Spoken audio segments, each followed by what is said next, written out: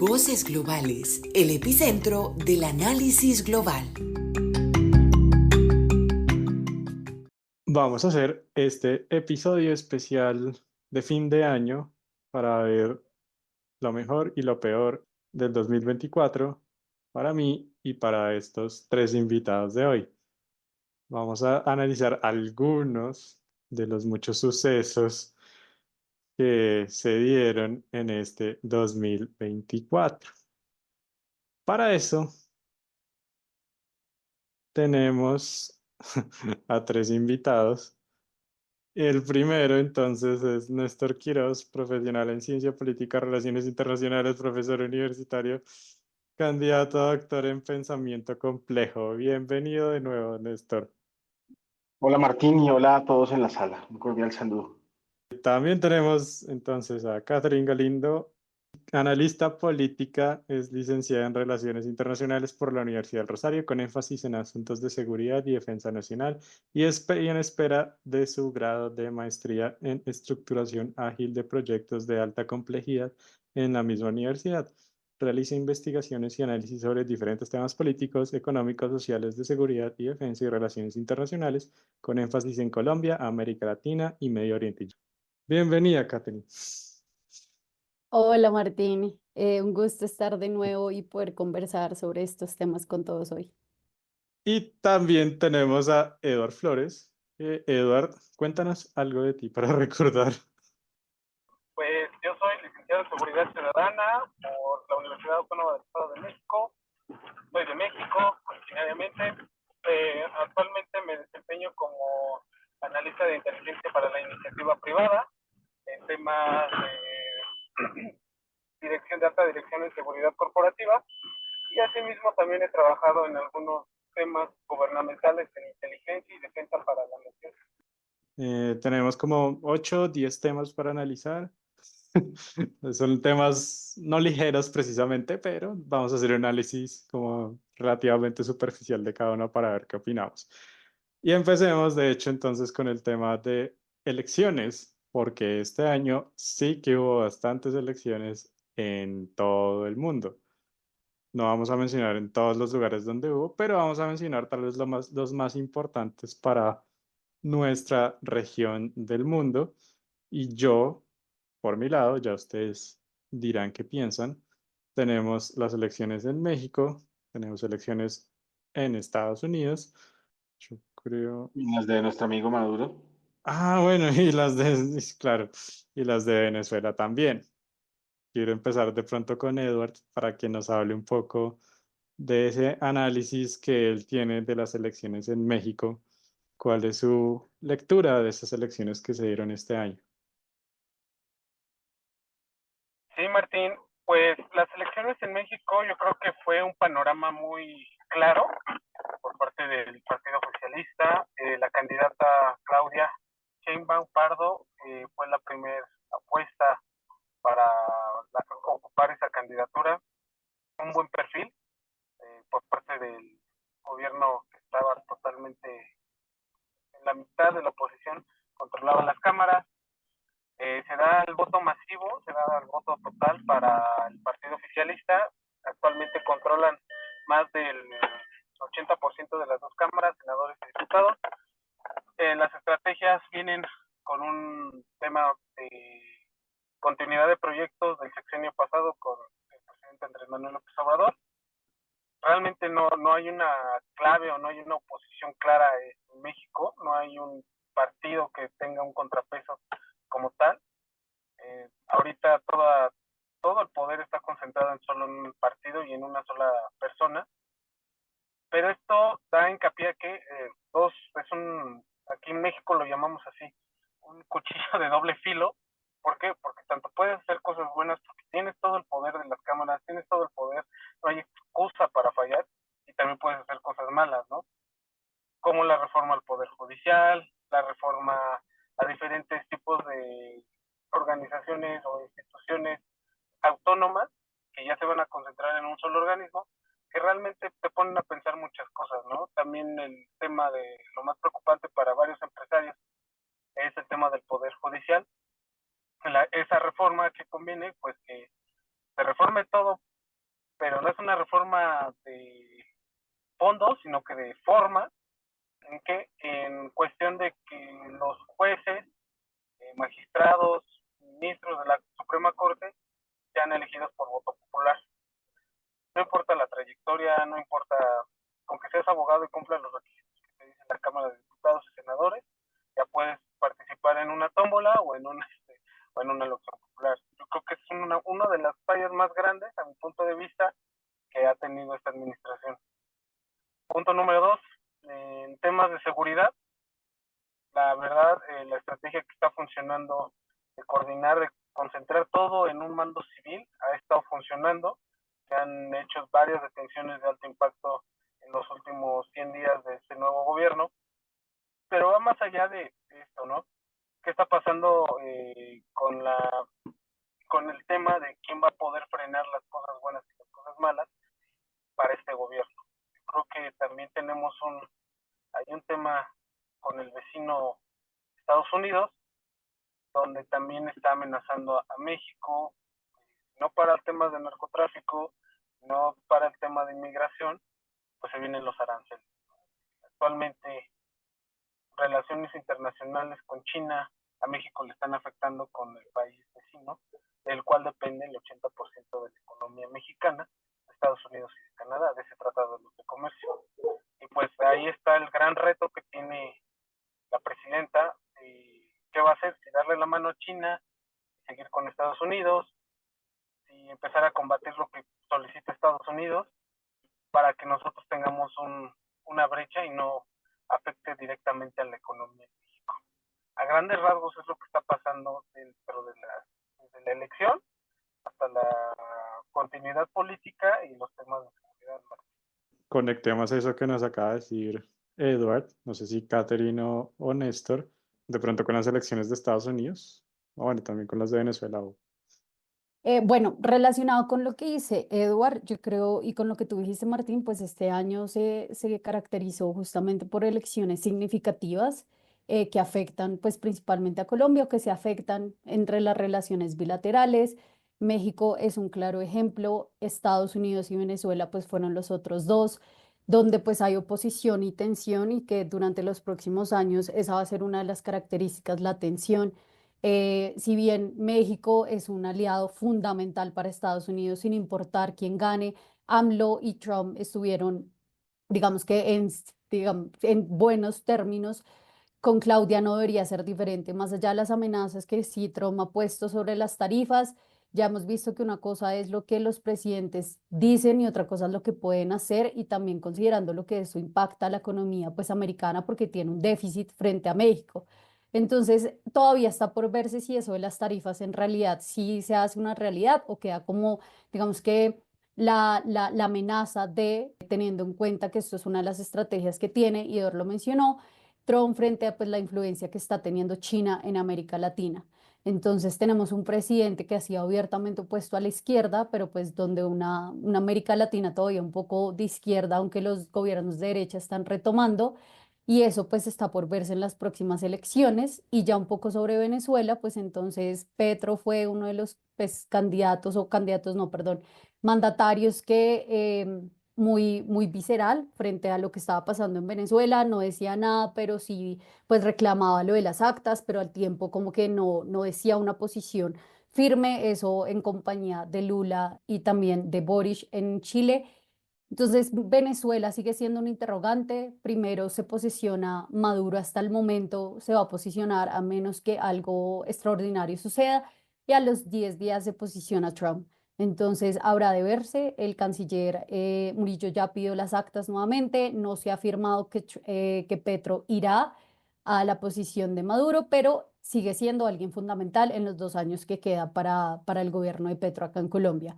La paz pasa por Venezuela, es un socio comercial fundamental para el país y sigue siendo un punto, digamos que de equilibrio o de desequilibrio, también se puede decir, frente a la influencia rusa y China en el continente. Entonces sigue siendo, así sea incómodo, sigue siendo algo que tiene que debatirse en la agenda regional. Bien, y al fin supimos qué es lo que fue a hacer Petro a México. Bueno, si me permite la palabra, yo creo que Adelante. estamos en un panorama. hay un panorama muy complejo en México de somos derechistas, somos socialistas, o sea, realmente este gobierno que se dice ser de izquierda, realmente tiene prácticas de derecha, tiene la globalización.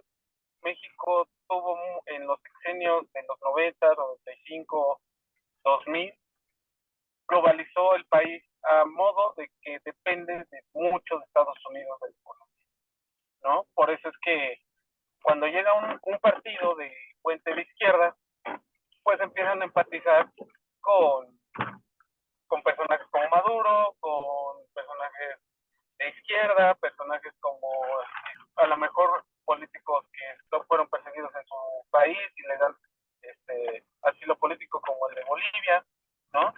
Asuntos así que el anterior presidente pues estaba considerando mucho, ¿no? Incluso hasta temas con Rusia, hubo un tema de un barco ruso que estaba en aguas mexicanas, reconociendo, haciendo ejercicios, y pues eso es una alerta para Estados Unidos, ¿no? Porque ya estamos hablando de un tema de vecino. Ahorita, con la nueva perspectiva que está con el nuevo gobierno de México, están dejando un poco de lado esa corriente. ¿Por qué? Porque ya se dieron cuenta que estamos en un panorama muy hostil en cuanto a la economía. Las amenazas, a lo mejor, como lo dijo Catherine, una cosa es que lo hable, y otra cosa es que lo haga, ¿no? Porque también dependen mucho ambas partes, ¿no? Hasta de temas de seguridad. Estados Unidos depende muchísimo de la seguridad que proporciona México en su frontera. Recordemos en el año del 2001, todos los explosivos, todo lo que pasó para las Torres Gemelas, pasó por México. Por eso Estados Unidos ha estado invirtiendo mucho en seguridad en México, algo que realmente no está dando frutos porque hemos visto, siguen temas de inmigración, siguen temas que no satisfacen la seguridad de Estados Unidos. Actualmente vamos a hablar como no se ha manifestado abiertamente la presidenta Claudia con favoritismo, pero sí ha dejado una agenda política de no soy de aquí ni soy de allá, pero sí simpatizo con la izquierda, y es algo que también ya como que el canciller de Relaciones Internacionales, el secretario de Economía, ya fue como que dejando de lado. ¿Por qué? Porque ahorita lo más preocupante en el país, yo creo que en toda Latinoamérica, es qué cambios se vienen con el nuevo gobierno de Donald Trump, ¿no? Creo que varios países latinoamericanos están esperando ese cambio para poder hacer nuevas políticas, nuevas negociaciones comerciales. Incluso si estamos hablando de Venezuela, pues tiene que tener una nueva estrategia para vender el petróleo. Se van a venir mucha inflación, muchas crisis por ese tema, ¿no? Que a veces una palabra mal encaminada por parte de un gobierno del otro, las bolsas se disparan, ¿no? Y ya lo vimos en el caso de México, cuando se reformula el Poder Judicial. Realmente tenemos, yo creo que 4 compañías americanas en territorio nacional que depende totalmente de ese tratado de libre comercio, ¿no? Y no podemos jugar en subir los aranceles porque la economía se viene abajo. Es el panorama que estamos viendo. Sí soy izquierda, pero ya no me estoy dando a conocer por la izquierda, mejor me voy por la derecha por la economía del país. Muy bien. Entonces, Néstor, con todo lo que ya nos han contado nuestros compañeros, ¿cuál es entonces tu análisis de esas elecciones? Y si de pronto hay una más que valga la pena mencionar antes de pasar al siguiente tema. Bueno, yo pienso que Venezuela es problema de Venezuela. Todo el mundo opina sobre Venezuela, pero nadie ha leído cuál es el problema de Venezuela. Y es que Venezuela le tiene grandes banderas en deudas a las grandes mafias del mundo, ¿no? A Rusia, a Corea, a Irán, a India, a Estados Unidos. Y una comparación de los gobiernos de esos países con las mafias, pues no es una metáfora, es una realidad. Nadie va a apoyar a Venezuela. No lo digo yo, lo dicen los grandes centros de estudios que muestran que eh, llevan 26 años haciendo 24 elecciones y todas se las han robado. No sé por qué estaban esperando que la del 2024 fuera una gran diferencia cuando La oposición de Venezuela si la de Colombia es un capítulo de Laura en América, la de Venezuela es como una novela de Narnia. Allá tuvieron presidente encargado que aquí el presidente Duque lo reconoció como el presidente, después de que Estados Unidos es el que le da el reconocimiento de presidente interino, que su nombre iniciando es un chiste, yo me puedo autoproclamar como el presidente interino del Banco de la República, pero en la realidad no lo soy. Estados Unidos reconoce gobiernos que a ellos le convienen y terminan siendo en Venezuela un problema. Todo lo que se rodeó al lado de Juan Guaidó terminó siendo cuestionado por problemas de corrupción, por problemas de pérdida de no solamente recursos, sino de elementos propios que donó naciones en Europa, en Asia, para mejorar situaciones complicadas en Venezuela y todas se perdieron y fueron encontradas en el mercado como un comercio más.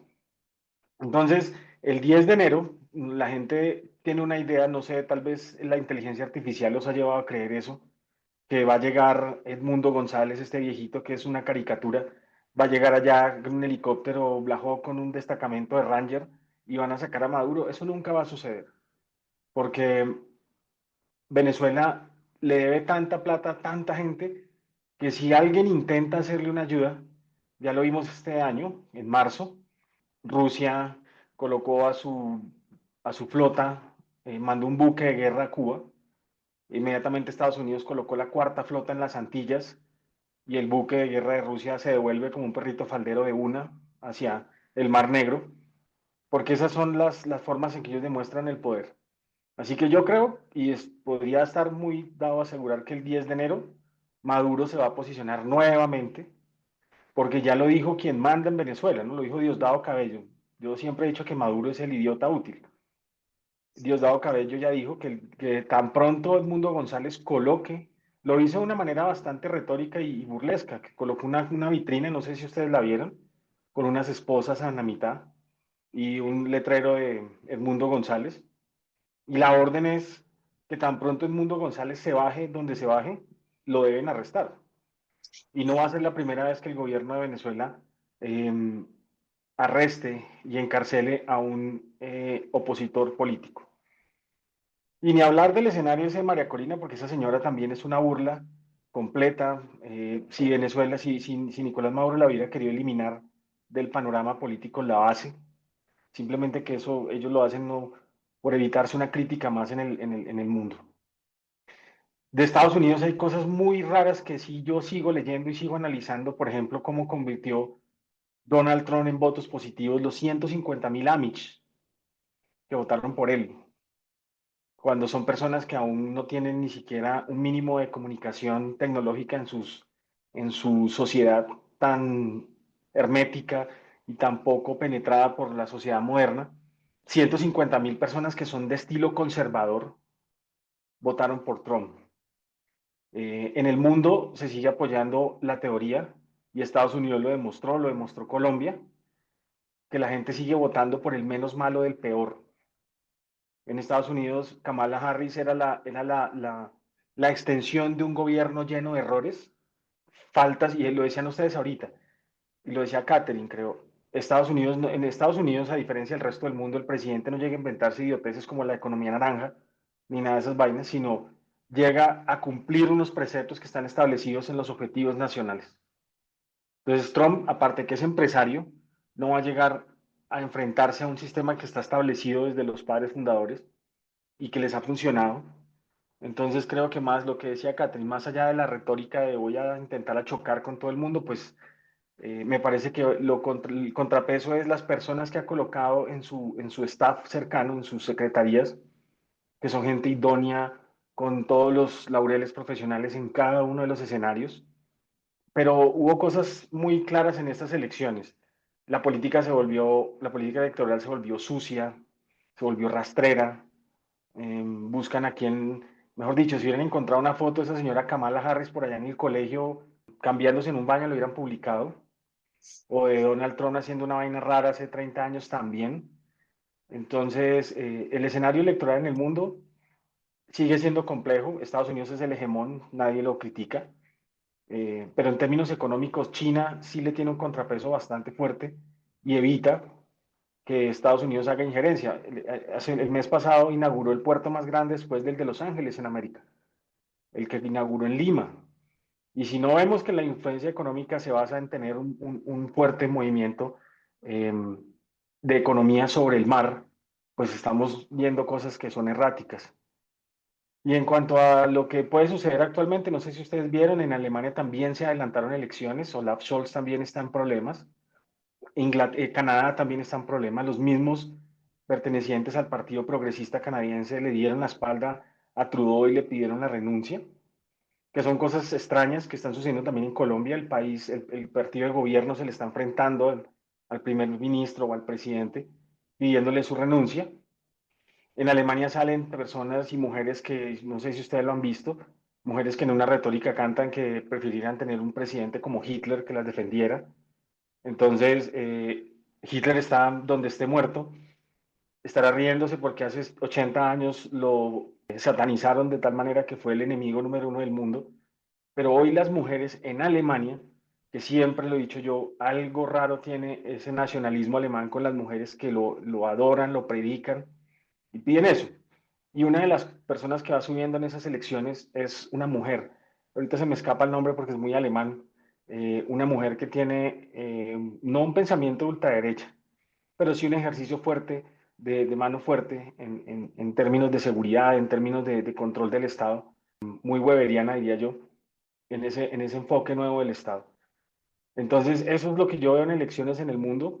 El año entrante es un periodo clave en Colombia y vamos a ver de todas las porquerías que se les puedan inventar a los políticos en Colombia en el 2025. Poder sacar ya sea una extensión del gobierno de Gustavo Petro o poder volver a montar a alguien con el mismo discurso obsoleto y mamerto.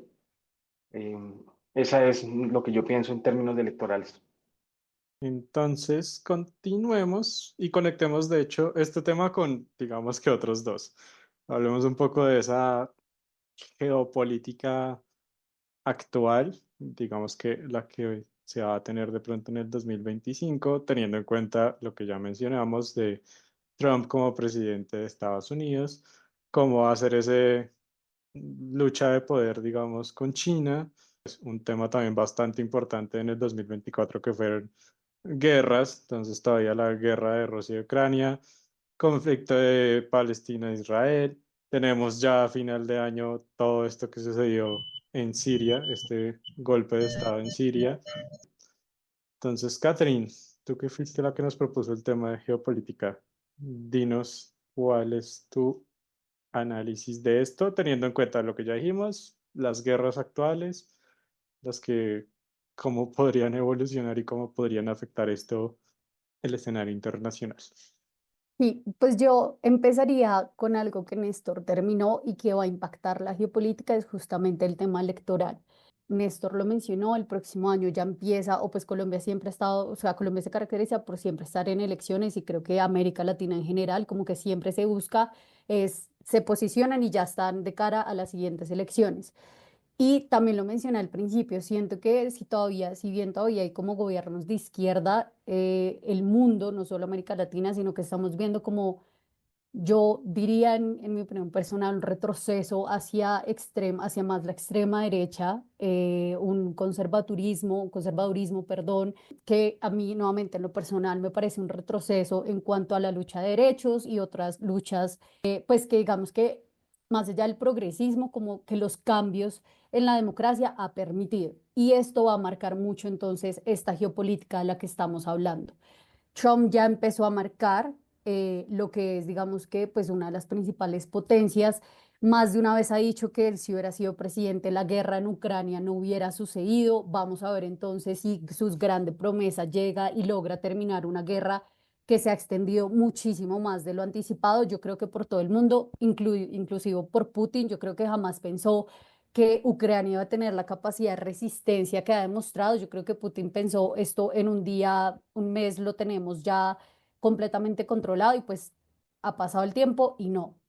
Ese es una primer, digamos que, punto, uno de los conflictos que más ha marcado, digamos que pues en el último periodo y que ha tenido impacto pues a nivel mundial. El precio de los fertilizantes impactó Colombia, impactó América Latina y otras partes del mundo, todo lo que ha sido en términos de armamento y que fue una de las causas de hecho de eso último que tú dijiste y fue pues el derrocamiento de Assad en Siria.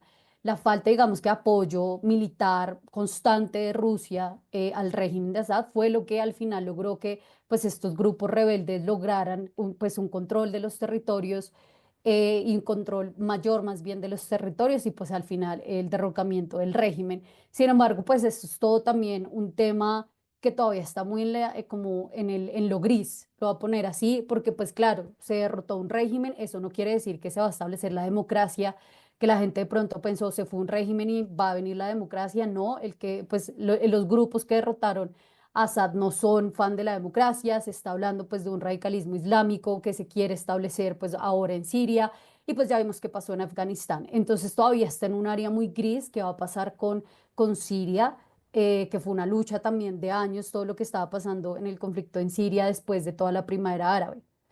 El otro conflicto que de tanto en tanto resurge, pero que hace un conflicto simplemente yo creo que se olvida y por A, B, C o de razón vuelve al panorama de la gente, es el conflicto entre Palestina e Israel, un conflicto que lleva años sin resolverse y que es muy poco probable que con Trump se resuelva, sino que volvemos a lo que fue pues su primer mandato, un montón de malas decisiones que claramente ponen un peso mayor en la balanza sobre Israel, que le dan un mayor, digamos que poder de negociación cuando ratificó como capital a Jerusalén, teniendo en cuenta todo lo que esta ciudad significa no solo para el mundo árabe y católico, sino también para el cristianismo y otras religiones.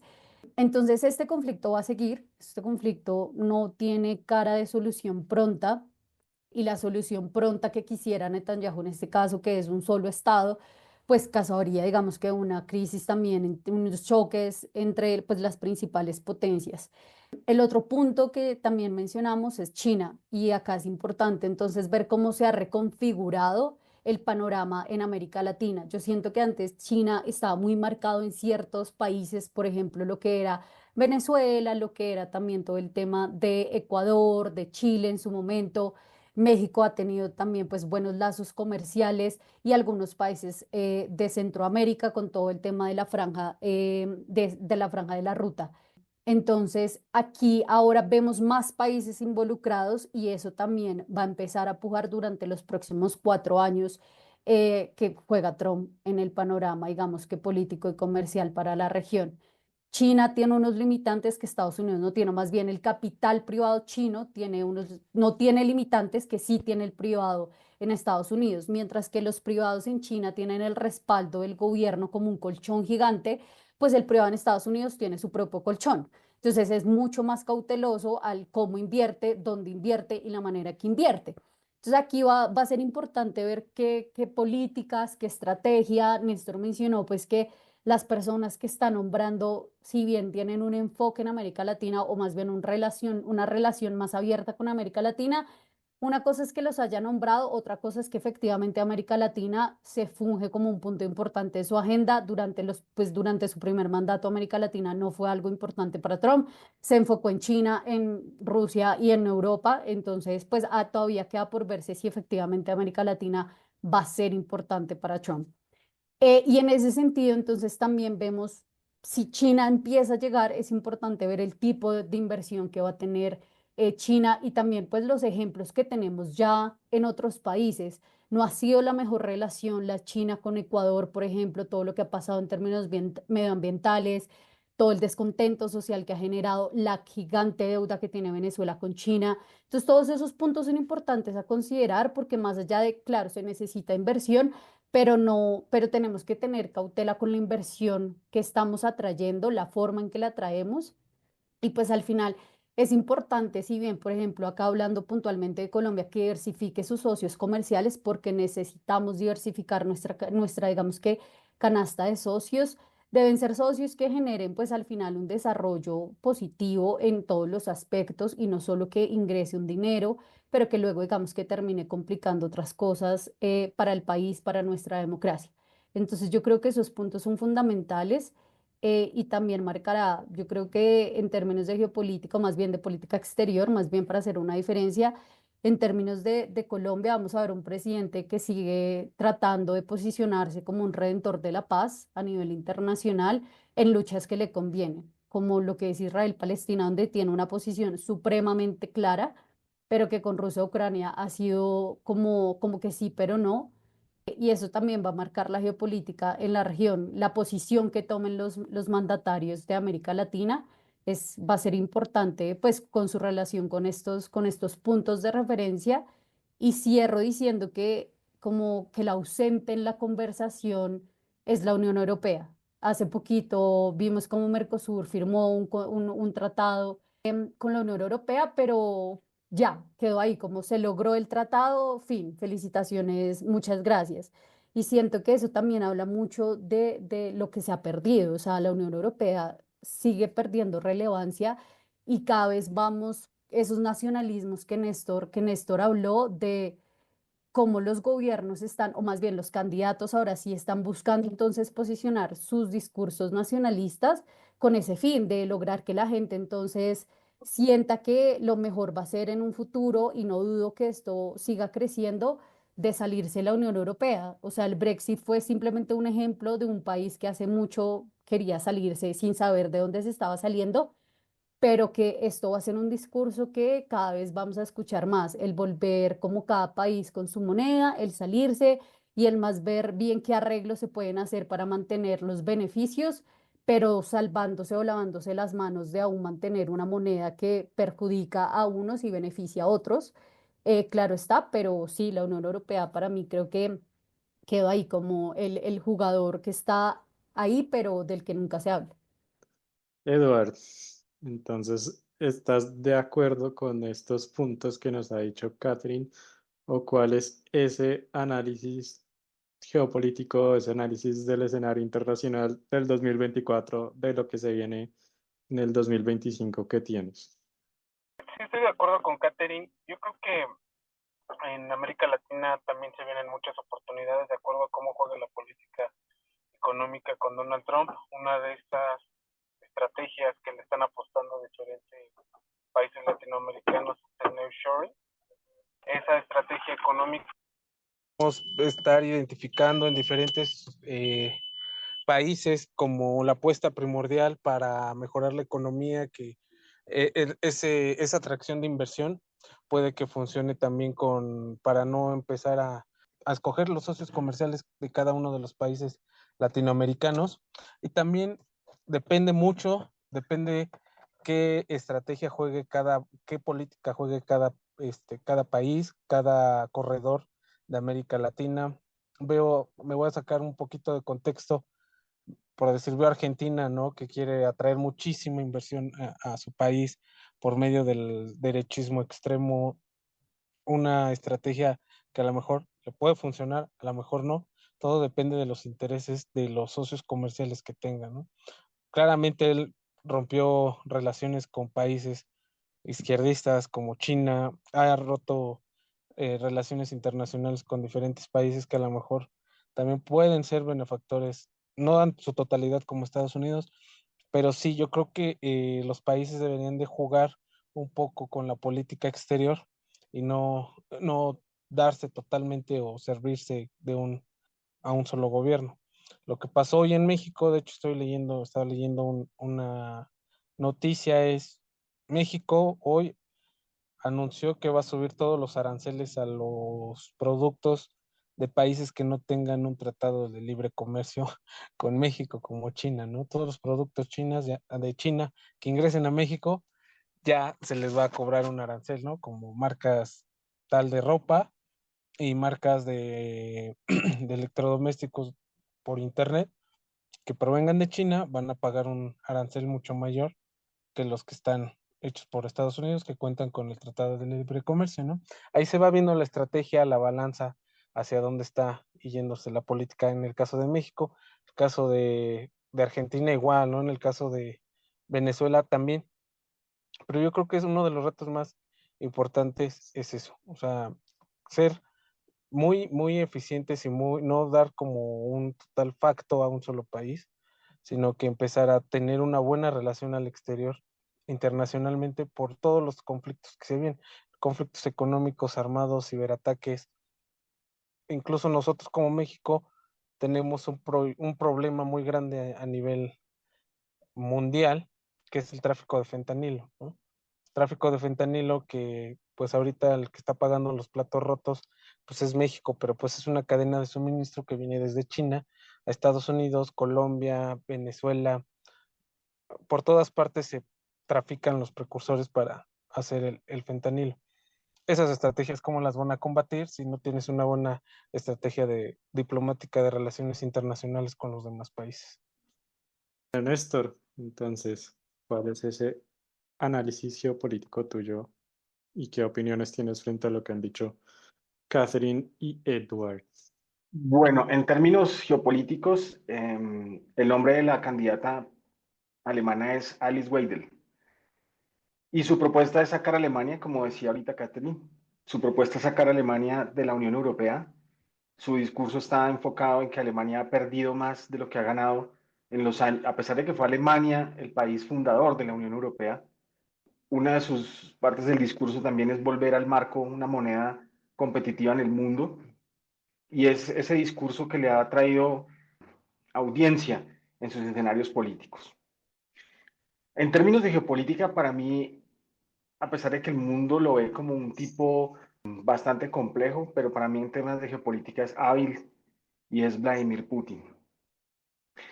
Esa falencia que tiene la Unión Europea, esa forma desapercibida que ha tenido la OTAN, que solo se ha dedicado a darles armas y municiones a Ucrania, muestra un Vladimir Putin en expansión. Y pues no hay nada que ocultar, este man siempre ha dicho que él es como el segundo padre de la patria después de Stalin. Los BRICS es la demostración más grande de poder geopolítico que tiene Rusia, quienes ha vinculado a ese grupo poderoso, de por cierto, todos han tenido una forma sagaz para incluirse. No sé si ustedes vieron la última invitación que le hizo, se la hizo a Argentina y a Chile, tomando como base que ellos tienen una fuerza multinacional ya establecida que se llama la Cruz del Sur, que es una fuerza multinacional establecida para trabajar en cualquier escenario en el mundo, en términos de solución de conflictos, en términos de construcción de paz, de restablecimiento de orden social, en fin. Los invitó, los dos países aceptaron. Eso hace que hacia América Latina Rusia mantenga intenciones bastante fuertes que a veces no vemos, pero militarmente en Perú, nuestro vecino más cercano, toda su estructura militar y defensa tiene como base el comercio que tiene con Rusia.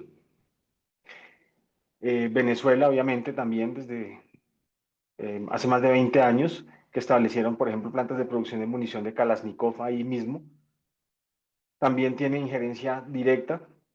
Entonces, geopolíticamente, para mí, el que está moviendo el tablero hoy en día es Vladimir Putin. Por su forma de actuar y su forma de expandirse, ha colocado bases militares en el Báltico, en el Mar del Norte, tiene el control total sobre el Mar Negro y toda su extensión marítima, bases militares al norte en la frontera que tiene con Mongolia. Ha hecho una expansión territorial y militar bastante interesante que uno tiene que leer muy suave para entenderla. Trump, no sé si ustedes vieron cuando llegó a París, casi le fractura el brazo a Macron con su saludo. Esa es una forma bastante visual de él, de decirle a todo el mundo que él ya está ahí. Quienes no lo conocen se sorprenden, pero cuando uno ya lo ha leído sabe que él es así. Lo mismo hizo cuando llegó a reunirse y hay cosas muy similares, en ese escenario son muy similares, pero todas tienen una particularidad diferente. Como saludó a Macron, como saludó al príncipe de Gales en Inglaterra, como saludó al director o al presidente de OTAN, en la cual llegó a decirle como una forma chistosa, vamos a ponerle orden a la casa. En términos también geopolíticos, también Donald J. Trump va a llegar a hacer cosas interesantes. ¿Qué le veo yo de positivo a él? Que siendo el mandato, su primer mandato, logró por ejemplo, el tratado de paz entre Arabia Saudita e Israel, cosas que nunca se pudieron creer por geopolítica, por religión, por cultura, pero lo logró. Que puede ser difícil porque Israel está presupuestado para una guerra a una década. No sé si ustedes han escuchado las alocuciones de su ministro de Defensa y ellos dicen que están listos para una guerra para una década, porque en su cabeza para ellos está, le dieron la oportunidad, que eso será tema de otro escenario, de otro capítulo. A mí se me hace que como Estados Unidos, así cuando entrevistaron a Condoleezza Rice y le preguntaron, ¿usted sabía que iban a atacar en el 9/11? Y la vieja dijo, sí, no sabíamos era dónde. Para mí Israel sabía que lo iban a atacar. Israel preparé en un concepto muy personal, leyendo muchas cosas, creo que fue el pretexto de Israel para desencadenar algo que ya tenían planeado, porque no creamos que esa operación militar donde le voló las piernas y mató a no sé cuántos con lo de los Vipers, se les ocurrió en un periodo de un año, 3 meses, no, eso ellos llevan, Israel se caracteriza por planificar por décadas un objetivo, por seguirlo, como ellos mismos se autodenominan como un chacal, seguirlo y seguirlo sin importar cuánto duren hasta que lo casen. Entonces, ese escenario para mí va largo, porque Israel no va a terminar en este momento. Quizás pueda ser un acercamiento, aunque Estados Unidos, en cabeza de Trump, dijo, voy a apoyar a Israel en todo lo que me pida. Entonces, en ese escenario, esos son los grandes bloques. Particularmente me pareció también curioso ver al primer ministro, al presidente chino, encamuflado, no sé si ustedes lo vieron, diciendo que ellos ya están listos para enfrentar cualquier guerra y pues no hay que desconocer que es un ejército de casi 3 millones de hombres con un poder táctico bastante grande y con un poderío increíble, porque ya tienen casas de sexta generación volando y listos para el combate. Entonces, ese escenario también, su presencia para poder atacar Taiwán siempre ha sido latente. Por eso Estados Unidos hace poco le dijo a Taiwán, bueno, si los van a atacar, ábranos una cabeza de playa para poder desembarcar, porque si no, China nunca nos va a dejar entrar. Ese escenario, decía Henry Kissinger, el mundo es como un polvorín que está por estallar en cualquier escenario, ya sea en Europa, en África, en América Latina. Nosotros tenemos una forma muy extraña de no ser violentos entre países, pero tenemos las estadísticas más grandes de muertes al interior por eventos de seguridad pública. Y eso para mí particularmente en geopolítica va a mover muchas cosas en estos tiempos que vienen. Sí o sí Estados Unidos sigue siendo el proveedor de armas más grande del mundo. Uno de los grandes problemas que tiene México es eso. Estados Unidos le vende todo lo que quieran a las estructuras criminales. Y aterrizándolo a nuestra geopolítica o a nuestra política exterior, como decía Catherine, pues yo siempre he pensado que quizás el último presidente que hizo cosas interesantes en política exterior fue Alberto Lleras Camargo. De resto, de allá hasta nuestros días, todos han sido ineptos en términos de política exterior porque no han hecho mayor cosa. Colombia se proyectó en el gobierno de Alberto Lleras Camargo en el sistema internacional y jamás volvimos a hacer cosas interesantes. Nuestros acuerdos económicos son dados a favorecer al más grande del acuerdo, no a nosotros, sino al país más grande. Tenemos un presidente, y eso es una de las retóricas también que pasa con México. Presidentes preocupados por unas estupideces sociales cuando la problemática y la violencia los tiene ahorcados. México y Colombia tienen escenarios muy parecidos, con presidentes que tienen discursos de querer hacer la paz en un país donde terminamos, en el 2022 teníamos 53 estructuras criminales en Colombia y terminamos el 2024 con 69. O sea, no estamos disminuyendo, estamos aumentando el número de estructuras criminales. La paz sigue siendo simplemente un discurso y una retórica mentirosa de este gobierno y todos, en términos de lo que se hace y lo que no se va a hacer. Están más preocupados por quién los va a reemplazar, por qué, dónde van a sacar el billete para muchas cosas, pero no por solucionar problemas de fondo.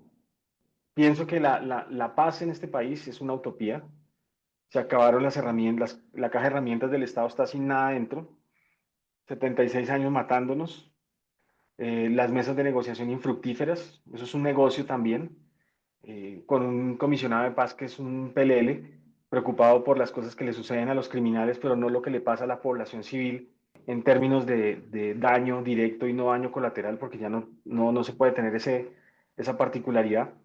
Y una forma de decir en el 2025, lo decía Catherine, van a llegar esos discursos de tipo María Fernanda Cabal, que solo ve el Estado por el efecto de la botella y dice que todo debe ser seguridad. Señor Miguel Uribe, Miguel Turbay, que también es otro inepto en términos de estadismo, porque dice y repite el discurso como un loro de Álvaro Uribe Vélez. María Fernanda Cabal y él tienen esa forma muy rara de no salirse de ese enfoque. Aparece en el escenario otra vez Vargas Lleras, que es un tipo violento, agresivo, misógino, pero la gente lo aplaude porque el tipo es otra vez del discurso nos vamos a la guerra. Entonces, eso particularmente en el mundo, la geopolítica nos va a afectar, porque sí o sí, el presidente, yo también pienso lo que dice Catherine, América Latina no es importante para el mundo. Por la posición económica y el terreno, Brasil es importante. Por la posición geográfica y el control que tienen del mar en Tierra del Fuego, Chile y Argentina son importantes. El resto de países no somos importantes en el escenario geopolítico mundial, por eso tiene una razón muy clara el punto que dice Catherine de que importa más Europa, Asia, África por cuestiones comerciales y de terreno en cuanto a la geopolítica internacional. Justo este año también estaba viendo que el tema, por ejemplo, de los BRICS volvió a surgir con gran fuerza. Esto, por si acaso, son grupo de países, no es una organización, solo es un grupo de Brasil, Rusia, India, China y Sudáfrica. Y en estos momentos, pues tiene otros miembros, sí, como miembros que no están dentro de de esos 5 fijos, pero se mantienen en conversaciones, por ponerlo de una forma muy general y superficial. Pero una de las cosas más importantes de eso fue esa reunión que tuvieron este año, precisamente en Moscú, y uniéndolo con lo que Néstor decía, pues vale la pena decir que a pesar de todo lo que se ha hecho a nivel internacional para que Putin esté supuestamente alejado del mundo, pues él tuvo su reunión allá donde hubo bastante, pues un buen quórum de países asistió allá, lo que eso a mí personalmente me hace pensar que tal vez no está tan solo como quisieran o como realmente creen.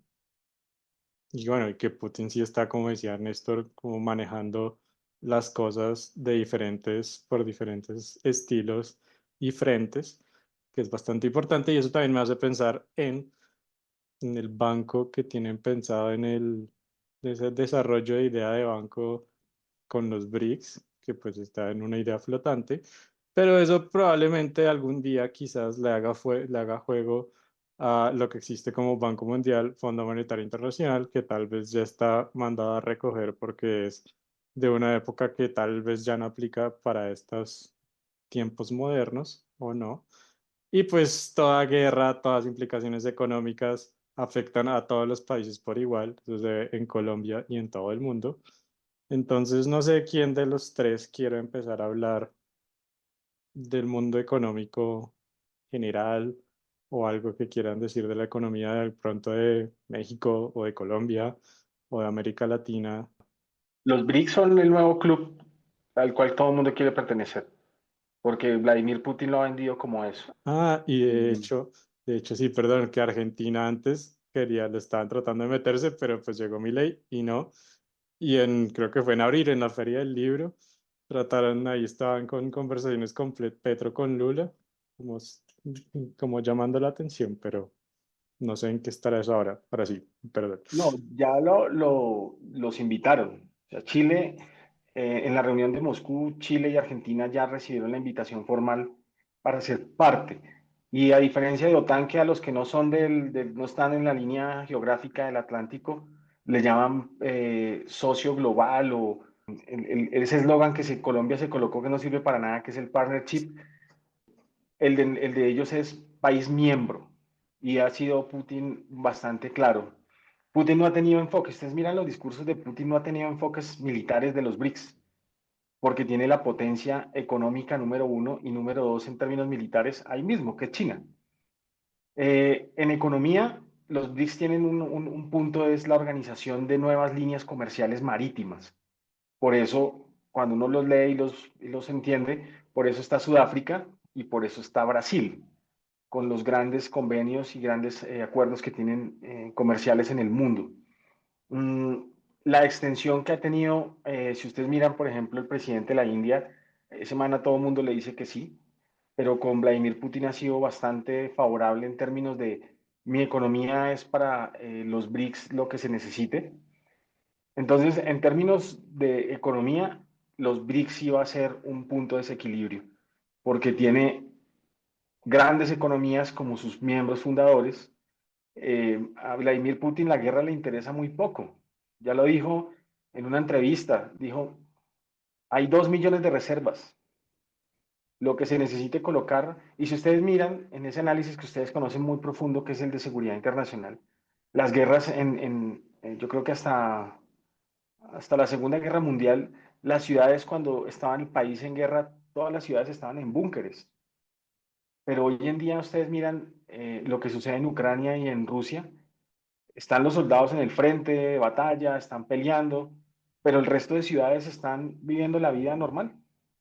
No hay una securitización del Estado a partir de una amenaza, ¿no? Sino todo el mundo sigue en su vida y se acostumbran a tener un evento crítico que está respaldado por medidas que las anteceden a cualquier evento militar.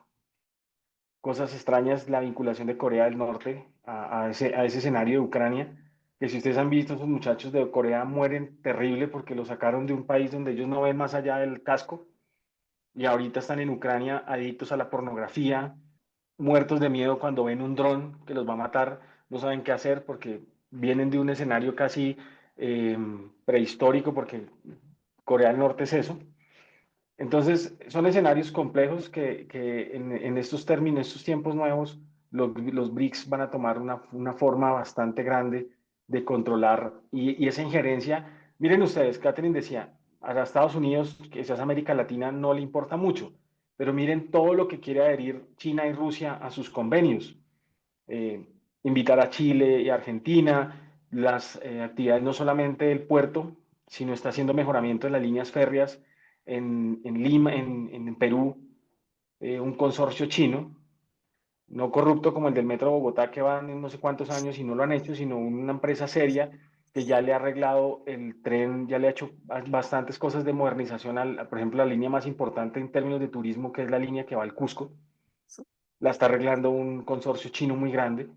Aeropuertos nuevos en el altiplano peruano, mejoramiento y reforzamiento de estructuras de defensa naval con convenios entre la Armada peruana y la Armada china.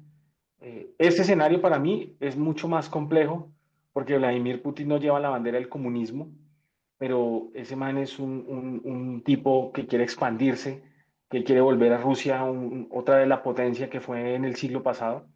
Y en términos económicos y militares, eso es una desestabilización para los intereses del mundo en general.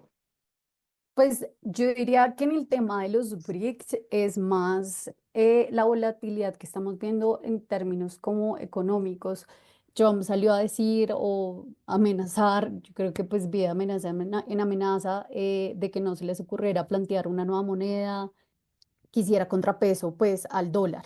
Entonces, yo creo que frente a los grupos de países, más allá de los BRIC o las organizaciones en general, sí establecidas como por ejemplo la OPEP y todo, estamos viendo cómo la economía pues está en esa volatilidad constante por todo lo que está pasando. Los conflictos han afectado las economías, la producción de petróleo que mueve mucho el mercado internacional, la producción pues también de minerales, de minería en general, todo el tema como de la posible amenaza que hemos visto desde hace 2 años, como de la inflación a nivel mundial y de una posible recesión que llevó también a toda esta alza, o pues la inflación llevó a todas estas alzas en las diferentes tasas de interés a nivel global. O sea, vimos cómo todos los bancos centrales aumentaron las tasas de intereses para controlar esa inflación, que si bien pues ya todo se ha ido bajando, el debate está en si se está bajando o no, en la velocidad que se debería bajar. Los gobiernos centrales piden mayor velocidad, los bancos se mantienen, digamos que mucho más, ahí sí conservadores en la rapidez que bajan las tasas, digamos que para no hacer más mal que bien al bajar, digamos que la tasa por completo.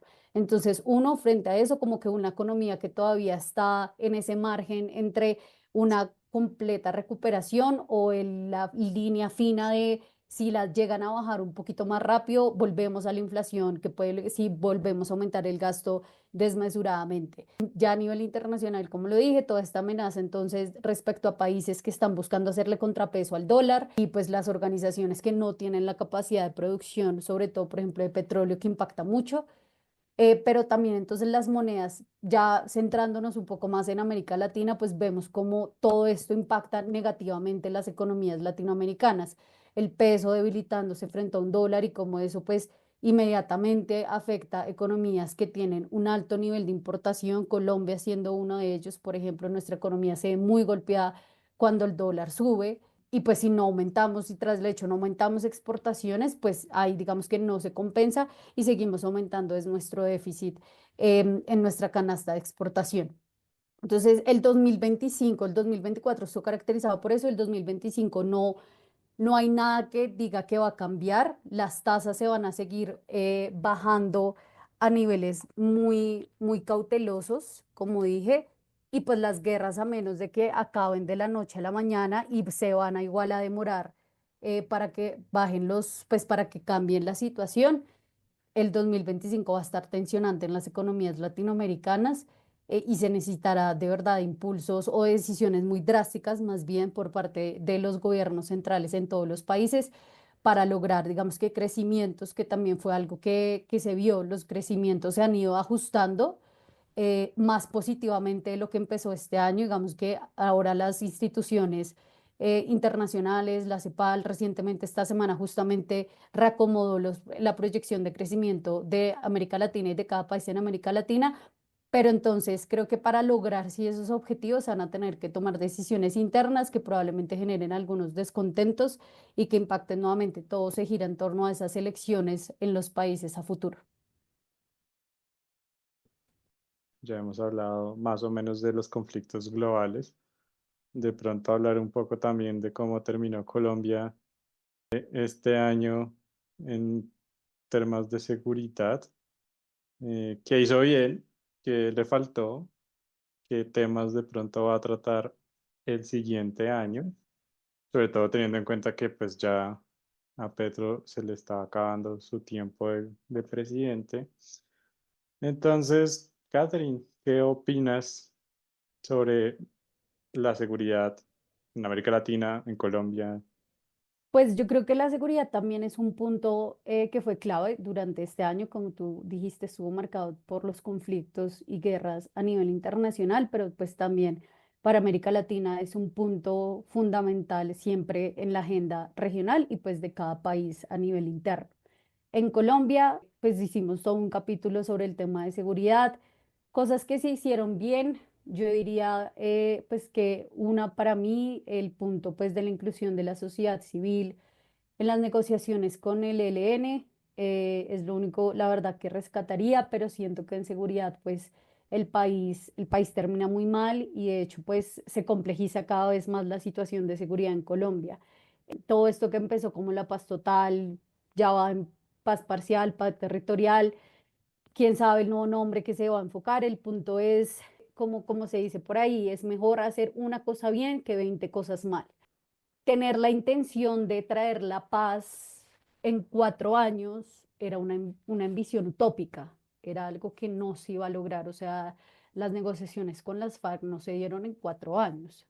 Una negociación con los grupos y sobre todo en Colombia con grupos que nos llevan 1, 2, 3 años, hablamos de décadas de conflicto armado, pues iba a tomar esa misma, digamos que no la misma cantidad de años que llevan, pero digamos que una proporción, o sea, al menos 2 gobiernos, 2 periodos de gobierno para negociar. Entonces, por más buena intención que tuviera, era mejor simplemente enfocarse, uno, la implementación del acuerdo, que también va muy mal, y dos, sí, una negociación y a lo mejor si la negociación despega y va bien, empiece otra que promueva que el siguiente gobierno, sin importar el partido o la bandera que lleve, la tenga que seguir porque ya se demostró que sí se puede hacer estas negociaciones, pero tenemos un desorden en todas las mesas, los grupos se están entonces implosionando, entonces la disidencia de la disidencia de la disidencia, al final tampoco ya se sabe con quién se está en la mesa, qué condiciones entonces plantear, porque si en esta mesa está, pero la disidencia se dividió, entonces con el otro que se va a negociar, si ya este punto estaba negociado con uno de los grupos y toda esa implosión, pues claramente los más afectados, pues las personas en los territorios. El control que han retomado estos grupos armados en los territorios ha llevado pues a un aumento de las violencias. Se habla que los ceses al fuego han dado resultados positivos, pues claro, si hablamos que disminuyeron los enfrentamientos entre el ejército y los grupos armados, pues bien, pero pues la violencia es contra la sociedad civil, contra la población y eso no ha disminuido, ¿sí? El tema de los líderes sociales asesinados, las violencias que se pueden en extorsiones, en secuestros, en vacunas, todo este tipo de violencias, los desplazamientos forzados, confinamientos forzados, todo esto continúa y se ha incluso complejizado y agravado muchísimo más en las diferentes crisis humanitarias que vive el país.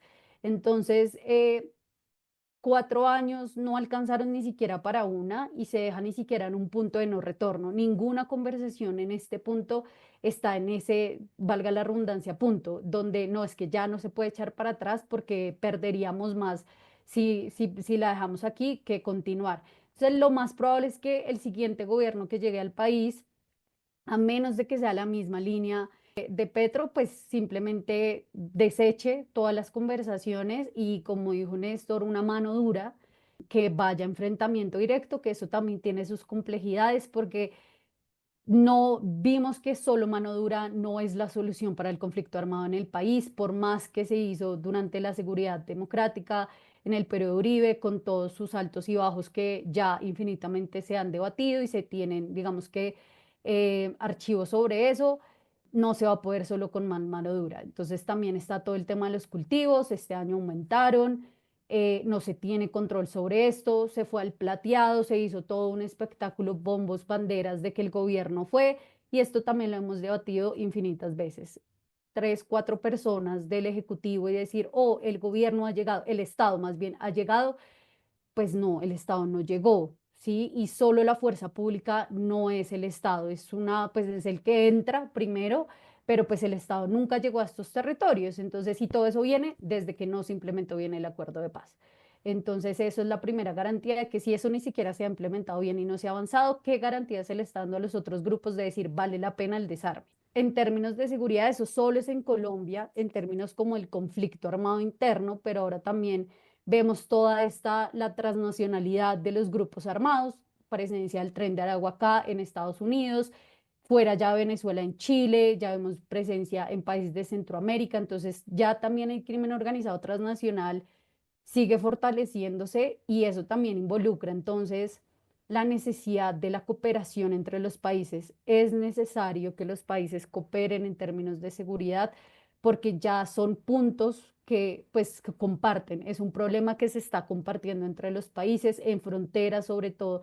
Es fundamental que haya una agenda de cooperación bilateral en estos temas puntuales porque solos no vamos a poder. Estos problemas ya se están saliendo, desbordando pues de un solo área geográfica y eso mismo muestra la complejidad de la seguridad, que no solo se puede abordar desde un punto de vista militar o policial, sino que tiene muchos matices y que asimismo debe estar acompañado pues de diferentes estrategias políticas, tipos de como enfoque que se le da.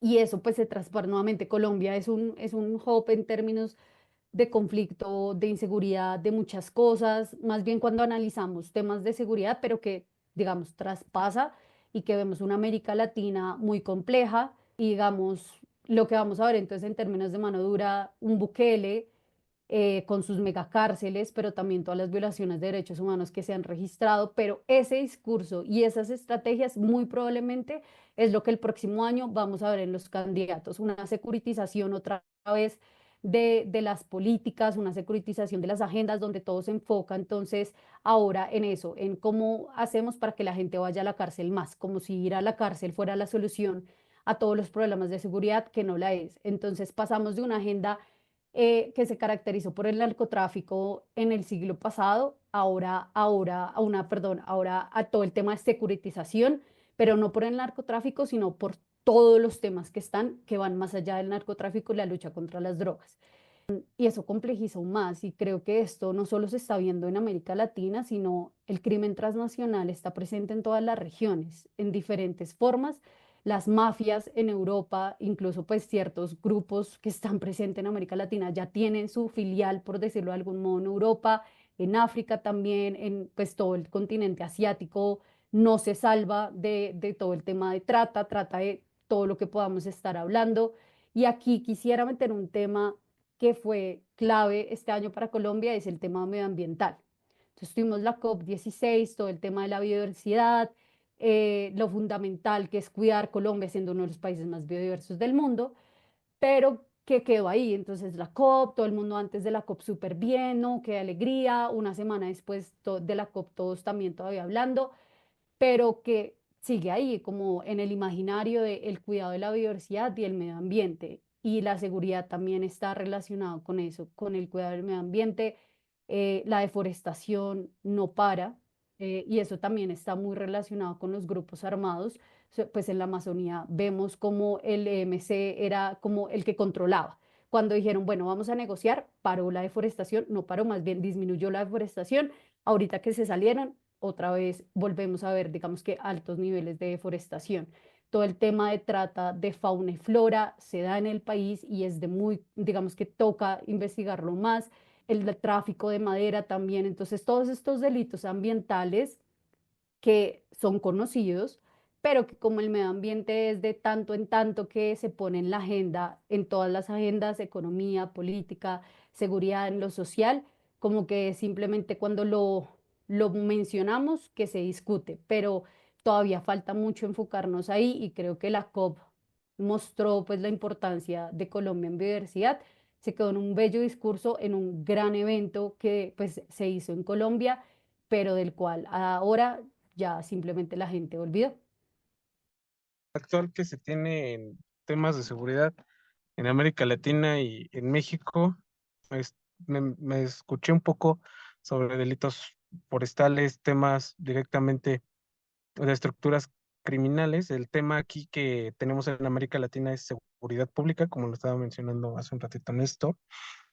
Es un panorama que en diferentes países le han apostado a que la seguridad la lleve el tema militar, incluso el comando de la policía de la seguridad pública está en manos de militares. Lógicamente que esto merma un poco las estrategias efectivas para la seguridad pública. En temas de México, actualmente la seguridad pública está llevándose de una manera directa por parte de la Secretaría de Defensa Nacional. Incluso ya la seguridad pública reformaron la Constitución para que los mandos sean militares y no civiles. Actualmente es un panorama muy complejo. ¿Por qué? Porque el sistema castrense, el sistema no tiene ese énfasis en la ciudadanía, no tiene ese énfasis en, ahora sí, en distinguir entre seguridad nacional, seguridad pública y seguridad ciudadana. De acuerdo al país, México y Colombia tienen problemas muy similares en cuestión de que de seguridad, pero el efecto que ha estado jugando la política aquí en México es: vamos a deshacer un cartel, vamos a hacer otro, deshacer otro cartel, y se generan más estructuras criminales. Tanto a que ya hay un cartel del cartel, ya hay un racimo del racimo y una uva de la otra uva, ¿no? Tanto delincuencia organizada y no organizada.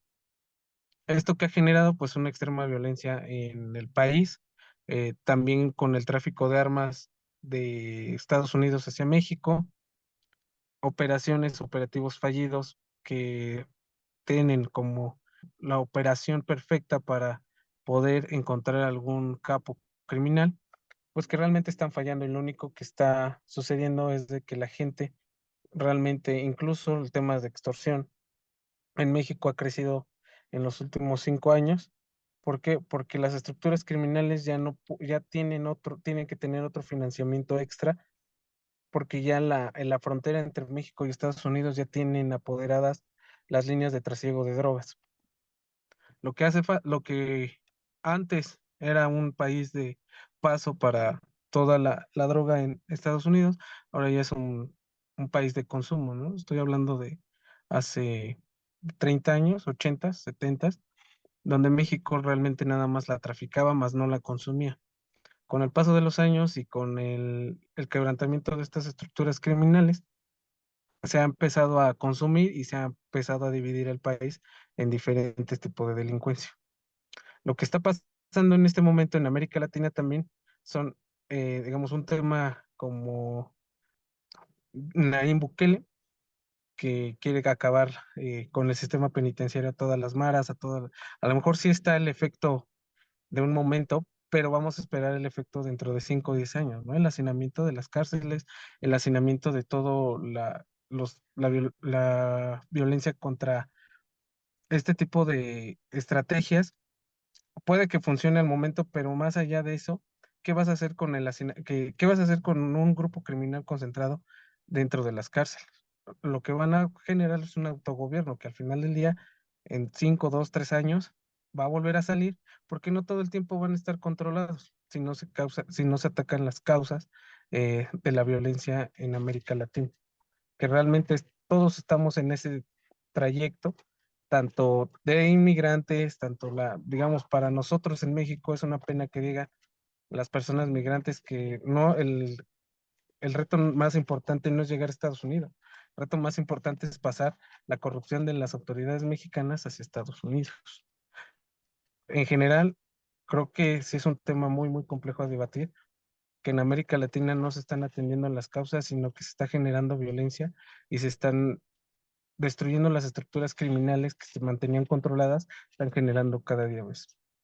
Yo creo que en temas, partiendo los dos eventos de seguridad, en seguridad y defensa, estamos en rojo, ¿no? Hay una gran ayuda y es que no tenemos enemigos beligerantes, pero ese es como diría Fernando Vallejo, ¿no? El pajazo mental que nos hacemos nosotros para decir que todo está bien. Porque al final de cuentas, la Fuerza Aérea perdió el control del espacio aéreo, y lo digo con mucho respeto y con mucho cariño que les tengo, pero perdió el control del espacio aéreo. Me parece chistoso, me parece un chascarrillo que se coloque en este año la Fuerza Aérea Aeroespacial cuando no tenemos ni siquiera el control del espacio aéreo. En eso, en términos de tecnología o empleo de tecnología, las FARC en todas sus vertientes, como decía Catherine, mm, nos llevaron una ventaja. Cogieron esos drones caseros, esos drones que están hechos para actividades domésticas y los convirtieron en un arma letal y no nos dimos cuenta en qué momento y en escenarios tan complejos como el norte de Santander, el Cauca, el nordeste antioqueño, han sido una ventaja para ellos y una desventaja para la fuerza pública, con eventos críticos de hombres y mujeres heridos y caídos en acciones de terroristas de este tipo. El espacio y el control aéreo es vital en una democracia moderna, en un Estado moderno, porque no solamente es para que nos defendamos de un enemigo exterior, es para que en países tan complejos con el narcotráfico como nosotros podamos tener una interdicción aérea responsable y eficiente, que es el caso contrario de lo que demuestra la Armada, ¿no? La Armada sí se ha vuelto proactiva, la Armada ha estado metida en aguas profundas, en aguas internacionales, haciendo cooperación, haciendo operaciones combinadas con otras fuerzas, en fin. Pero en este momento el poder aéreo de nosotros es nulo, nulo. Y tenemos, así no nos guste y no lo entendamos, haciendo un paneo rápido de nuestro contorno, Venezuela sí ha hecho en estos últimos 10 años una apropiación de material bélico bastante importante con Corea del Norte, con Irán, y eso que es lo que se sabe que compran. Ahora imagínense ustedes lo que no sabemos que compran. Brasil siempre ha sido un poder militar interesante en la región, Perú se mantiene, Ecuador ha hecho una modernización más o menos paulatina, pero tienen, y nosotros no tenemos radares ni defensa aérea y eso es terrible en términos de seguridad y defensa de la nación.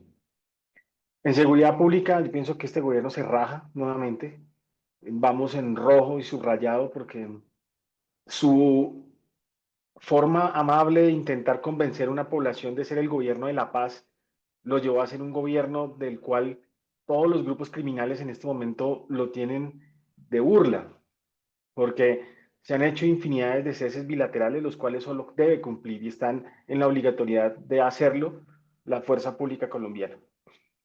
Pero mientras la policía se va a sus estaciones, el ejército a sus cuarteles, la fuerza aérea a sus bases y la armada a sus comandos navales, la criminalidad no para. Este tiempo ha sido para que ellos se refuercen, este tiempo ha sido para que ellos mejoren sus procedimientos ilegales, para que hagan acuerdos nuevamente de intercambio de droga por armas y tecnología. Y eso es algo complejo en escenarios donde en el 2022, en el último conteo de ese año, el conteo enemigo no alcanzaba a llegar a 9.000, sumando los 3 grandes grupos armados organizados. Y hoy estamos cerrando un 2024 con un conteo casi llegando otra vez a los 20.000. Claro, la diferencia de esta década o este lustro que está terminando ya el próximo año es la disminución de esas grandes estructuras de lo que se veía en el siglo pasado, en la primera década de los 2000, de las FARC como ese gran grupo terrorista y criminal. Ahora todas las vertientes que salen y se atomizan, porque como ellos tienen más una formación de un cartel de drogas, entonces ahora cada quien sale a hacer su negocio particularmente. Y finalizamos el año con 3 grandes estructuras criminales totalmente diseminadas y totalmente aisladas en sus mandos ilegales, con un ELN repotenciado, que siguen teniendo su leninismo y marxismo-comunismo como un precepto de lucha, donde ellos ya dijeron o hacen lo que nosotros decimos o no hacemos procesos de paz, porque pues esa es la diferencia cuando uno negocia con un enemigo rendido o controlado, y esta es la gran particularidad de negociar con un enemigo con el fusil en la mesa y con una pistola en la mano, que el Estado va en contravía de todo un proceso que favorezca a la institucionalidad. Y como decía Catherine, el impacto directo sigue siendo la población.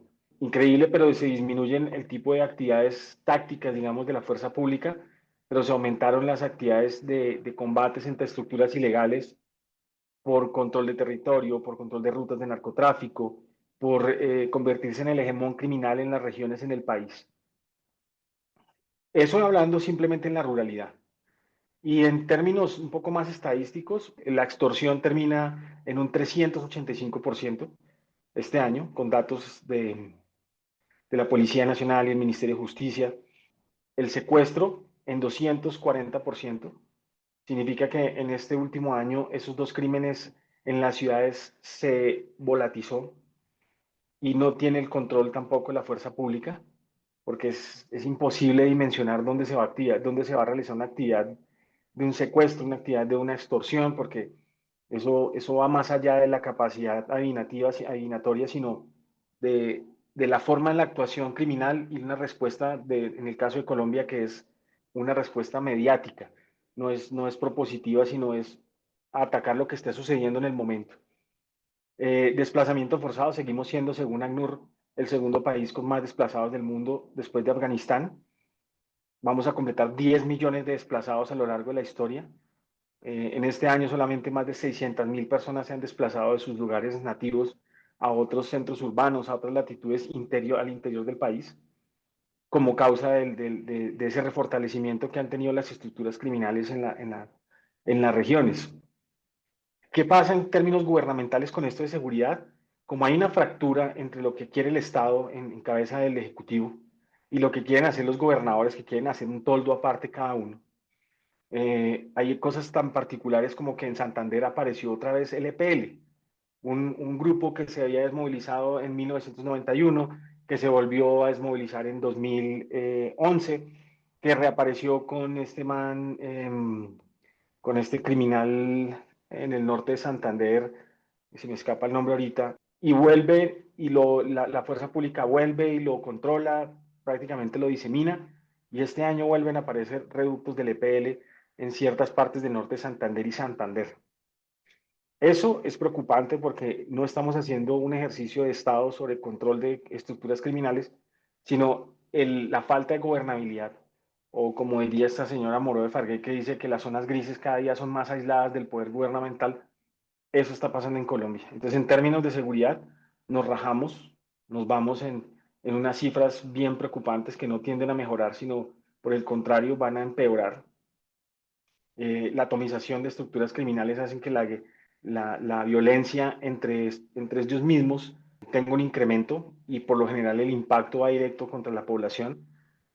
La falta de un refuerzo que tengan la fuerza pública en ciertas estructuras, contra ciertas estructuras en el país también es compleja. Entonces, eso en términos de seguridad creo que no va muy a favor del Estado colombiano. Entonces, en sus día a día, en sus entornos, con sus trabajos, ¿qué tanto utilizan ustedes cualquier tipo de inteligencia artificial? ¿Creen que este año la han utilizado más, han usado más ChatGPT o alguna de las otras herramientas para su día a día? O, por ejemplo, no.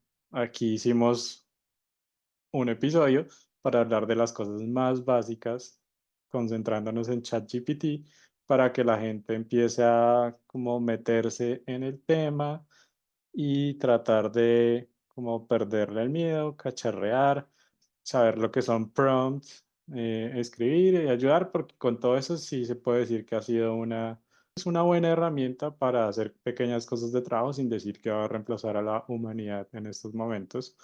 Y yo por mi lado sí voy a decir que he reemplazado a Google con ChatGPT porque ahora siempre le pregunto primero a ChatGPT a ver qué nos responde. Entonces, ¿alguno quiere decir algo sobre este tema de inteligencia artificial, cómo lo ven desde sus puntos de vista, desde su vida cotidiana? En el caso mío, yo tengo una lucha diaria porque los estudiantes usan menos el cerebro y más el chat GPT o cualquier aplicación de inteligencia artificial. Entonces, tomando un estudio que hizo Georgetown en Estados Unidos, donde volvieron a los profesores les tocó volver a la tiza y a los tableros de las pizarras verdes, y a los estudiantes les prohíben, la diferencia es esa parte. En Estados Unidos las universidades tienen autonomía, entonces al estudiante le prohíben entrar cualquier elemento tecnológico a sus clases. Estamos hablando de Georgetown, no estamos hablando de una universidad cualquiera. Aquí, pues, uno no les puede prohibir que entren el celular, un iPad, una tableta, el computador, porque es la falta de cultura de emplear algo que es muy positivo, desde mi forma de ver, en los avances de tecnología y ciencia, pero que está empleado mal. Entonces, perder tiempo hoy diciéndole a un estudiante, mañana me trae un ensayo, ojalá todos los estudiantes fueran así dedicados como los que puede referenciar uno, como Catherine, que se sacaba canas con esa maestría que estaba haciendo y haciendo trabajos, trasnochando, leyendo. No, los estudiantes en general hoy uno les dice hagan un ensayo y van y le dicen al chat GPT, necesito un ensayo en letras así, así, así, así, y el chat se lo entrega. Es más, la inteligencia artificial ha avanzado tanto que comienza a tener una referencia semántica y en la retórica de la persona que la está haciendo, entonces uno no podría diferenciar si es el chat o es un estudiante. Entonces, ¿qué ha tocado? Coger al estudiante y que vuelva a escribir a mano. Y es algo muy crítico ver personas de la edad de todos los que estamos en esta sala, grandes, pequeños, medianos, que escriben como un niño de 6 años en la universidad, en el pregrado y en el posgrado. Entonces escriben una letra grande, una letra pequeña, se van arriba del tablero, vuelven y bajan. O sea, son problemas que el ser humano ya tiene bastante particularizados porque todo se lo ha recargado a los elementos tecnológicos. Eso en mi concepción es un retroceso, estamos involucionando. Cuando uno le pregunta a un estudiante que escriba algo a mano, mejor dicho, eso es como si le dijera a un man que tradujera la Constitución de Colombia al arameo. Hacen caras, no saben qué hacer, se rascan la cabeza. Uno les dice, no pueden sacar teléfono. Y eso en mi caso, ¿qué ayuda? Que uno, particularmente yo conozco las personas como escriben, por lo general y tienen una correlación muy dada a cómo hablan, cómo expresan sus ideas. Entonces, a partir de ahí uno le toca, no use ChatGPT porque usted, y hay herramientas ahora que tiene uno y uno le dice, oiga, este trabajo es hecho por una inteligencia artificial y descaradamente la respuesta sale, digo descaradamente para el alumno, para el estudiante, dice, 100% esto lo hizo una inteligencia artificial. Entonces, pienso que en términos académicos vamos en un retroceso. No tenemos un empleo de esa evolución tecnológica que fue la inteligencia artificial para actividades positivas, sino para favorecerlos, ser facilista en el término de cumplir un trabajo, ser facilista en escribir algo porque me toca y no porque lo quiero hacer. Entonces, en mi entorno de la docencia, en universidades, estamos también empleándola de mala manera. No es una forma asertiva en la que la usan y eso pienso que el cerebro está retrocediendo y la inteligencia si absorbe todo lo que puede hacer para mejorar su capacidad, lo hace. Sí, yo el año pasado era muy reticente como al uso de ChatGPT, sobre todo, como que sentía esa amenaza, la verdad, como que, pucha, pues si esto lo puedo hacer, ¿cuál es el futuro de mi profesión, por ejemplo? ¿Sí? Pero luego entendí es la forma en que usamos las herramientas, y sea inteligencia artificial o en su momento, pues lo que fue el computador, ¿sí? Pasar de escribir todo a mano a tener algo que es mucho más rápido, que nos ayuda en correcciones como de estilo, gramatical, etcétera. Es qué uso le estamos dando a la herramienta, y creo que ahí es donde entonces falta un poco más de enseñanza, de cómo explotar el potencial que tiene eso para nuestro beneficio y no volvernos más bien un esclavo de la herramienta. O sea, que no podemos hacer ya nada solos, porque si no es con la herramienta no servimos, básicamente. Pero una vez como que le di esa oportunidad de incorporarlo como una ayuda a mi trabajo y yo no ser más bien la que hace lo que la herramienta le dice, vi el potencial que tiene. O sea, tiene, y conforme uno más le va como que enseñando a la misma herramienta, porque la herramienta, pues de ejemplo, en este caso, todo el tema, todas las de conversación, pues de inteligencia artificial, que van aprendiendo conforme uno les mete conversación o links, o que busque aquí o que busque allá, se vuelve una herramienta al servicio de uno. Entonces, claro, por ejemplo, yo cuando estuve en mi pregrado, pues esto no existía. A nosotros nos tocaba que leer cuánto libro apareciera, cuánto paper apareciera, hacer la revisión de literatura. Había ciertas herramientas para hacer revisión de literatura, pero no te leía el documento. Entonces ahora poder hacer uso como una revisión de literatura rápida que me permita a mí al menos buscar los 5 principales libros que yo tengo que tener y un breve resumen que me permita abstraer la principal idea, y de ahí yo ya escribir. Pues pucha, pues me ahorró como 2 días de búsqueda y me lo hizo en 20 minutos, y yo de ahí ya puedo empezar a escribir. Entonces, eso es muy diferente a que él no me escribió mi proyecto, mi trabajo, mi ensayo, me ayudó con una búsqueda y ya está en mí hacerlo. Entonces, pero eso pues es una decisión. Siento que ya es porque yo vengo de una parte donde me tocaba hacerlo. Entonces, ayúdame con una primera base, yo hago el resto y le agrego pues el valor agregado, valga la redundancia, que es lo que yo sé. O sea, ChatGPT o cualquier otra herramienta no sabe lo que yo sé de mis años de experiencia laboral, de mi conocimiento, de mi trabajo en campo, de cosas que yo puedo haber leído que no están en internet, que solo están en público, que solo están en papel. Entonces, creo que ahí está la diferencia, cuando uno como usuario le da el valor agregado y no simplemente es copiar y pegar de lo que pues te da la inteligencia artificial. Y siento que ahí es donde está el fallo, como dije. Siento que de pronto no se está dando la educación de usted como estudiante, úselo y haga uso usted como el que está en cargo, el que está al mando de estas herramientas, porque ya no solo es en temas de como de conversación, vemos que ya hay para hacer de todo. Y ahí también pues hay un peligro, y es la manipulación entonces que podemos tener frente a la información, porque pues absorbe los datos que encuentra, que si son verdaderos o no. También ya eso es trabajo pues del investigador, del escritor, de la persona que está enfrente del computador, pues de verificar. No es como que le diga, bueno, entonces la Tierra es plana, y por algún error en la inteligencia que esté le diga, sí, la Tierra es plana. Y usted vaya ahí, pues pucha, la Tierra es plana. ¿Y por qué? Porque ChatGPT o la inteligencia artificial o cualquiera que sea me lo dijo. Entonces sí, siento que es momento como más bien que transformemos esa idea, no dependamos de, o sea, no simplemente copies y pegues, no comas entero. Eso es el primer granito, pero tú con eso trabájale, edítalo, sigue conversando, o sea, permite también el desarrollo, pero a tu favor, a tu uso, que tú seas el final, el que sea el valor en un futuro mercado laboral, el que sea que estés participando, digas, pues pucha, es que en una investigación lo que se tarda de pronto una persona, mi competidor haciéndolo en 20, no sé, 20 horas. Yo lo hago en la mitad de incluso menos tiempo. ¿Por qué? Porque hago uso de la inteligencia artificial a mi favor y complemento con todo lo que yo sé.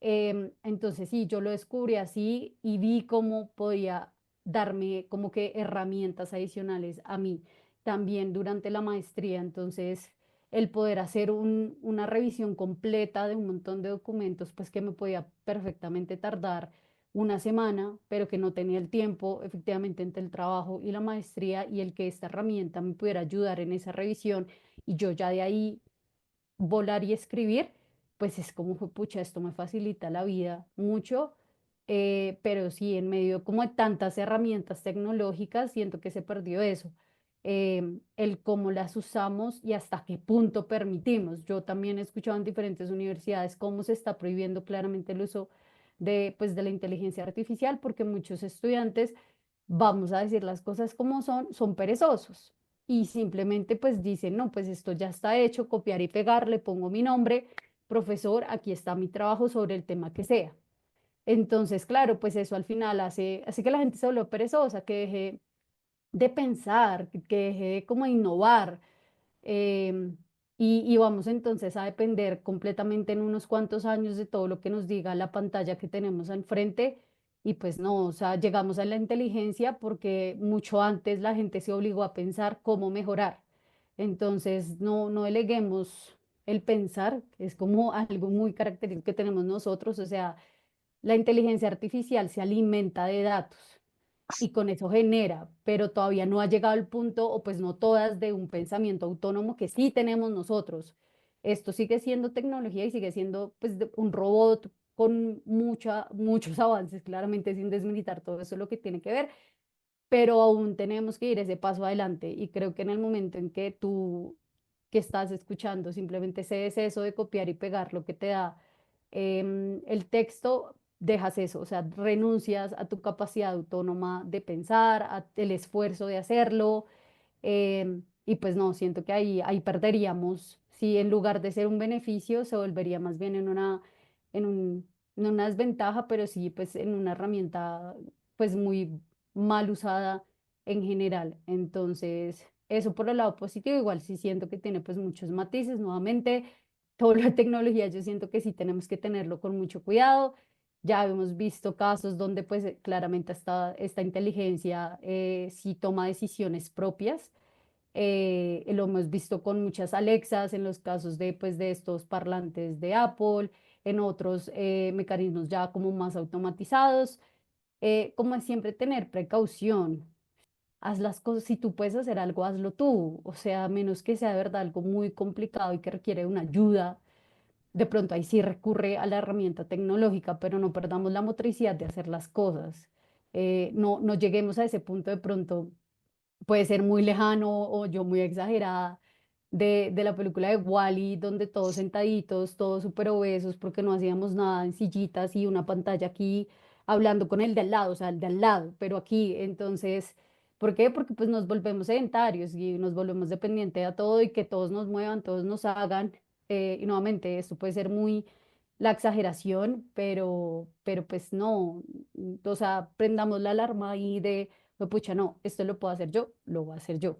Entonces, yo creo que está ahí, es algo bueno si sabemos cómo usarlo, tengamos precaución de pronto en lugar de estar creando una herramienta para nuestra bienestar, podremos estar creando más bien algo que nos va a terminar afectando como sociedad. Muy bien, gran película. Eduard, para Eduard, no solo este tema, sino también entrando a conclusión, que más que conclusión, es solamente que digan como a qué sucesos, aunque ya lo hemos medio dicho, van a estar pendientes en el 2025. Entonces, Eduard, primero háblanos de inteligencia artificial y cuéntanos cuáles son esos temas como que vas a estar pendiente el otro año. Ok, Martín. Bueno, para mí el tema de la inteligencia artificial ha resultado muy útil para corregir algunos estilos en mi trabajo, en mi labor día con día, darle ese plus de tecnología para presentar algún resultado, incluso aumentar un poco más el tema de tecnología o de uso de herramientas de inteligencia artificial en mi trabajo, pero la otra cara de la moneda de la inteligencia artificial es que te expones muchísimo al introducir muchísimo, bueno, en primera la inteligencia artificial ya tiene datos específicos tuyos, incluso quién eres, dónde estás, en qué ubicación estás, a qué te dedicas, creo que sabe todo de ti. Estamos muy expuestos en el mundo cibernético, sí. Si tú usas la inteligencia artificial de modo como aquí en México lo están haciendo también, hacer fotomontajes y empezar a extorsionar a personas, pues también vemos que la ingeniería social es una herramienta que está ayudando a que este tipo de tecnología abonen a la inseguridad tanto física como cibernética en el mundo, ¿no? Actualmente, si no hay una regulación en en estos temas, porque realmente en América Latina, creo que en todo el mundo estamos en pañales, porque es un boom la inteligencia artificial. Creo que todo se está basando en avances tecnológicos a grandes pasos, pero ¿quién lo va a regular? ¿No? ¿Quién está regulando todo este tipo de situaciones en donde tú como persona te puedes ver afectado, ¿no? Ahorita podemos hablar que todas las policías del mundo, todo el tema de seguridad en empresas en el mundo hablan de una seguridad cibernética, ¿no? Ok, seguridad cibernética, vamos a jugar hasta con ciberataques, a ver cómo nos vamos si es vulnerable o no es vulnerable, pero penalmente o quién regula a estas personas, ¿no?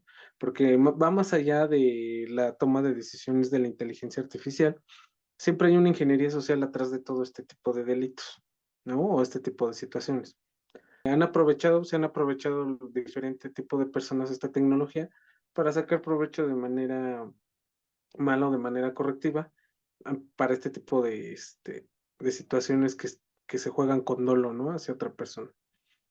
Dentro de lo que puedo decir que estaré pendiente en el 2024 es en la 25. agenda política México-Estados Unidos, de verdad, 2025, perdón, la agenda política México-Estados Unidos, temas de relaciones internacionales entre China y América Latina, porque también es una parte donde juega un papel crucial si vamos a hacer el patio trasero de China para que entre cosas a Estados Unidos, o si aquí China empieza a hacer comercio y fortalece diferentes herramientas dotando a diferentes países, tanto de tecnología, de negocios internacionales, de economía, intercambio de información, que yo creo que ya la hay. Yo creo que voy a estar pendiente de esos temas, Martín. Súper, Néstor, así también de una forma muy superficial, ¿cuáles serán esos temas a los que estarás pendiente en el 2025? Una verdad, lo que dijo Catherine, este país vive en elecciones todo el tiempo, entonces ese es uno, Mm. ver lo que va a suceder. En términos de avances tecnológicos, lo decía ahorita en la última intervención, el país en términos muy necesarios no tenemos ese avance tecnológico, más bien tenemos retrocesos. Pienso que en temas gubernamentales vamos a estar dados a esa pelea que tiene casada el gobierno con todo el mundo, porque ya no solamente con la oposición, sino con todo el mundo. Entonces, eso también va a llevar al país a una fractura más honda y una polarización mucho más absurda de la que tenemos actualmente. O sea, se viene una campaña, por eso es que hay algunas teorías dicen que va a salir un outsider, una persona que nadie conozca, que puede cambiar el entorno, que para mí aún no lo hay, pero puede llegar a alguien con una retórica como la de Nayib Bukele, que termina convenciendo a un país, lo mantiene en el gobierno hasta el 2029. Eso en cuanto a la parte, digamos, social, económica y política. Y en cuanto a ese uso de las tecnologías, pues pienso que eh, la educación, yo también soy partidario de lo que decía Catherine, la educación no nos ayuda mucho. Lastimosamente en el país la educación metió ese cuento del emprendimiento y eso ha sido para volver a nuestros niños vendedores.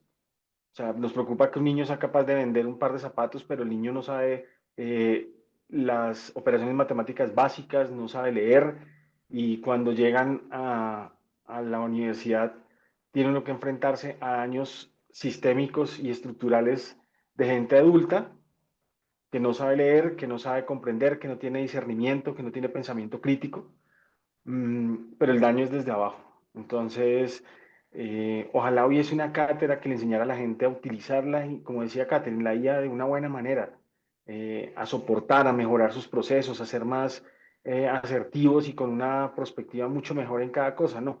Lo que se han vuelto es facilistas.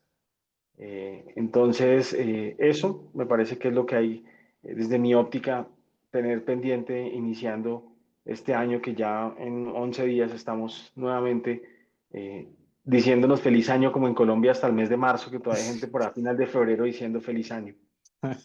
Bueno, yo diría que a nivel nacional, pues vamos a ver nuestro hermoso cartel de posibles candidatos presidenciales. Vamos a ver cuántas decenas de candidatos tenemos.